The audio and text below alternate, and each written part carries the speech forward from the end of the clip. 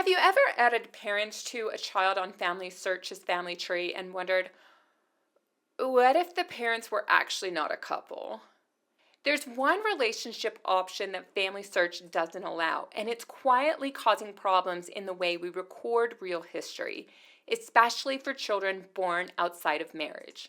In this video, I'll show you what's missing, why it matters, whether you're Latter-day Saint or not, and how we can push for change together.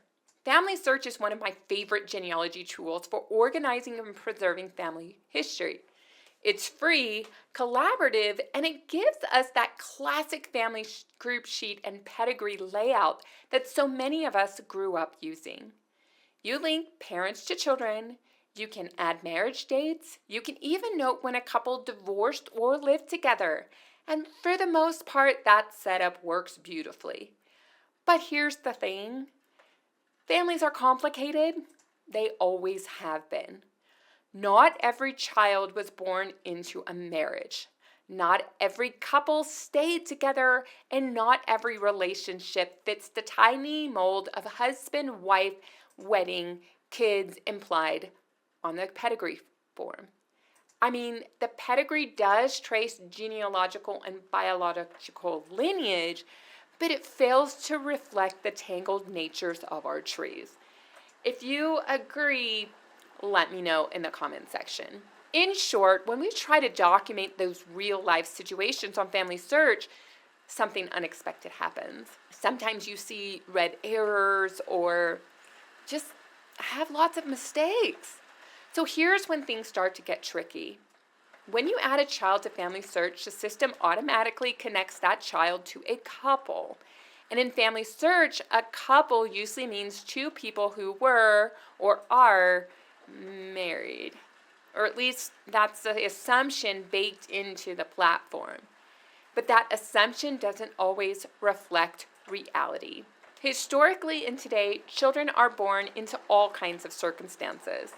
Some parents were dating, some parents were separated, some were never in a relationship at all, and some children came into the world through painful, private circumstances. Yeah, let's say that. And sometimes, thanks to reproductive technologies, we don't even know who the biological parents are, or they don't want that to be known. Now, FamilySearch does offer a few relationship options beyond marriage date. You can note a divorce, an annulment, a common law situation, and even that a couple lived together. But here's the problem. There's no way to indicate that two people had a child without ever being married. There's no never married option. No clean way to say, hey, these people shared and created a child, but they were never actually in a committed partnership or a partnership at all. So what ends up happening? The system either assumes they were married or leaves the situation vague. At first, this might seem like a small detail, a missing label, a relationship quirk, and let's figure out a hack to make it work. But it's actually a big deal, and here's why. When we can't accurately describe the relationship between two people who had a child, we risk misrepresenting the truth. Other researchers might assume a marriage happened when it didn't, and future family historians could be spending hours searching for the missing marriage record that never existed. And stories get passed down that just aren't real. And for members of the Church of Jesus Christ of Latter-day Saints, there's another layer, temple ordinances. Right now, FamilySearch's default structure can lead to sealing ordinances being reserved or even performed for couples who were never actually married. And if a child was created out of harmful circumstances, let's say, you can actually be generating more harm. So sealing a couple is supposed to reflect a real marriage. That's doctrinal. That's not policy. And without a clear way to say, hey, these two people were never married, there's no safeguard in place to not perform those sealing ordinances. Now, if you're not part of the Latter-day Saint Church, you might think this this part doesn't really apply to you, but still, because the same system governs temple work as it does the research we're performing together collaboratively, the shared family tree needs to be accurate. And if the tree gets it wrong, that affects all of us, regardless of our beliefs. So I understand the not having a never married option can be frustrating. You're simply trying to document your family accurately, but you encounter obstacles because the system lacks the necessary tools. Now, I am curious, and I'm inviting comments. Are other genealogy platforms handling this better than FamilySearch? And if so, how? Let me know the platform and what they offer to document the never married situation. Now back to FamilySearch. The good news is that there are several steps you can take immediately to document this fact. First, when you come across a couple who had a child but were never married, add a note in the couple relationships section.